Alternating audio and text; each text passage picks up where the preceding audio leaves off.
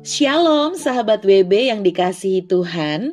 Renungan harian Wanita Bijak hari Sabtu tanggal 11 April 2026 berjudul Hidup dalam Penilaian Tuhan. Bacaan diambil dari kitab Lukas pasal 19 ayat 1 sampai dengan ayat yang ke-10. Marilah sebelum kita mendengarkan sabda Tuhan pada hari ini, kita berdoa terlebih dahulu. Tuhan, kami bersyukur buat rahmat dan hari baru yang Engkau anugerahkan, sehingga kami bisa kembali lagi mendengarkan sabda-Mu yang menjadi penuntun untuk langkah kehidupan kami. Berbicaralah ya Tuhan, kami siap untuk mendengarkan. Dalam nama Tuhan Yesus kami berdoa, amin. Pembacaan sabda Tuhan dalam kitab Lukas pasal 19 ayat 1 sampai dengan 10. Sekali lagi, Lukas pasal 19 ayat 1 sampai dengan 10. Demikianlah sabda Tuhan. Zakeus. Yesus masuk dan melintasi kota Yeriko. Di situ ada seorang bernama Zakeus, kepala pemungut cukai, dan ia orang yang kaya.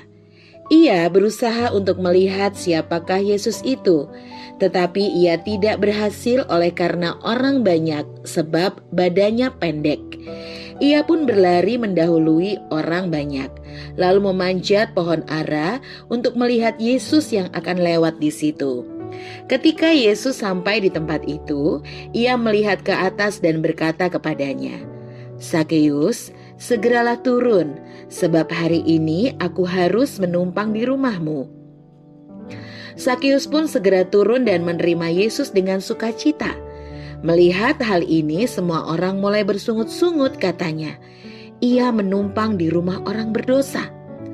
Namun Zakeus berdiri dan berkata kepada Tuhan, "Tuhan, lihatlah, setengah dari milikku akan kuberikan kepada orang miskin, dan sekiranya ada sesuatu yang kuperas dari seseorang akan kukembalikan 4 kali lipat." Kata Yesus kepadanya, "Hari ini telah terjadi keselamatan pada rumah ini, karena orang ini pun anak Abraham. Sebab Anak Manusia datang untuk mencari dan menyelamatkan yang hilang." Demikianlah sabda Tuhan menurut Injil Lukas pasal 19 ayat 1 sampai dengan 10 menurut Alkitab Terjemahan Baru edisi 2. Berbahagialah kita yang tidak hanya membaca, mendengarkan, merenungkan, namun melakukan sabda Tuhan. Haleluya. Sahabat BB yang dikasihi Tuhan, berikut ini ada beberapa hal yang dapat kita lakukan setelah kita berdoa, memohon tuntunan Roh Kudus, kemudian membaca dengan perlahan serta merenungkan ayat demi ayat dalam pasal tadi. Ada sejumlah pertanyaan yang dapat kita renungkan. Siapakah Zakeus? Kita bisa mengulangi pembacaan ayat yang pertama dan kedua. Lalu, apa usaha yang Zakeus lakukan untuk berjumpa dengan Yesus? Kembali sahabat BB dapat membaca dalam ayat yang ketiga dan yang keempat. Lalu, apa kata Tuhan kepada Zakeus? Dan bagaimana respon Zakeus dan bagaimana dengan pandangan orang sekitarnya? Sahabat WB bisa kembali membaca dalam ayat yang kelima sampai dengan ayat yang ke-10.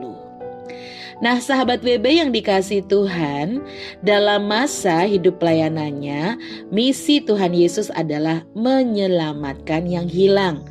Dapat dilihat kembali dalam ayat di Lukas 19 ayat 10.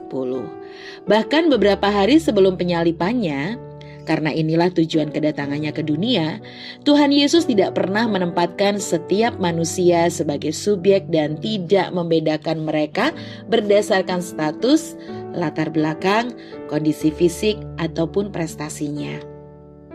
Bagaimana dengan sahabat WB? Sebagai murid Kristus, apakah sahabat WB terkadang masih memandang dan menilai seseorang berdasarkan standar dan aturan yang kita buat? Apakah kita masih membeda-bedakan dalam hubungan kita dengan sesama? Istilah zaman sekarang harus satu circle atau satu server. Sahabat WB, Sakeus, kepala pemungut cukai dan seorang kaya di Yeriko yang bertubuh pendek, yang memanjat pohon ara karena berusaha untuk menjumpai Yesus. Sakeus meskipun kaya, namun miskin secara rohani dan dibenci masyarakat, khususnya sesama orang Yahudi, karena dia bekerja untuk pemerintah Romawi dan memungut pajak yang dikenakan oleh pemerintah Roma kepada orang Yahudi. Dia dianggap sebagai antek Roma, yaitu seorang pengkhianat. Dalam keterbatasan dan usahanya menjumpai Tuhan Yesus, peristiwa ini mengajarkan kita untuk bersungguh-sungguh mencari Tuhan dengan belajar mengabaikan gengsi, mengabaikan rintangan dan keterbatasan kita. Menjadi refleksi buat setiap orang percaya, masih adakah hal yang engkau anggap sebagai rintangan atau keterbatasan yang menghambat pertumbuhan rohanimu? Bila masih ada, akui dengan menuliskan dalam buku jurnalmu. Doakan dan serahkan kepada Tuhan. Sahabat WB, penilaian banyak orang atas Zakeus yang dicap sebagai orang berdosa berbeda dengan penilaian Tuhan. Kasih Tuhan Yesus tidak palsu. Ia merangkul setiap orang dan tidak pernah menilai atau menghakimi. Apakah engkau merasa sedang bergumul dan merasa tawar hati oleh karena kebanyakan penilaian dan perkataan orang? Kalau ada, akui di hadapan Tuhan. Sebaliknya, jika engkau masih menilai dan melihat sesamamu seperti cara dunia memandang dan bukan dengan cara pandang firman Tuhan, akuilah itu di hadapan Tuhan. Pertobatan sejati mengubah cara pandang dan cara hidup kita. Dari mementingkan diri sendiri menjadi peduli sesama. Maka, buatlah komitmenmu hari ini. Sahabat WB, sebelum kita membagikan kepada rekan dalam kelompok modul 2 dan sahabat WB lain untuk berkat yang kita terima dari kebenaran ini beserta komitmen pribadi kita, mari kita sekali lagi berdoa kepada Tuhan. Bapa dalam surga, kami bersyukur, sungguh kami bersyukur jika hari ini sabdamu mengingatkan bahwa kami hidup dalam penilaian Tuhan. Hal ini membuat kami terus bersyukur bahwa Tuhan selalu melihat kami berharga, melihat kami utuh dan melihat kami sebagai ciptaan yang sangat dikasihi. Kami juga belajar dari sikap hidup Zakeus yang terus mengejar perkenanan Tuhan dan hidup dalam pertobatan. Terpujilah namamu ya Tuhan, dalam nama Yesus kami berdoa. Amin. Buah dari pertobatan sejati adalah cara hidup yang selaras dengan kebenaran firman Tuhan.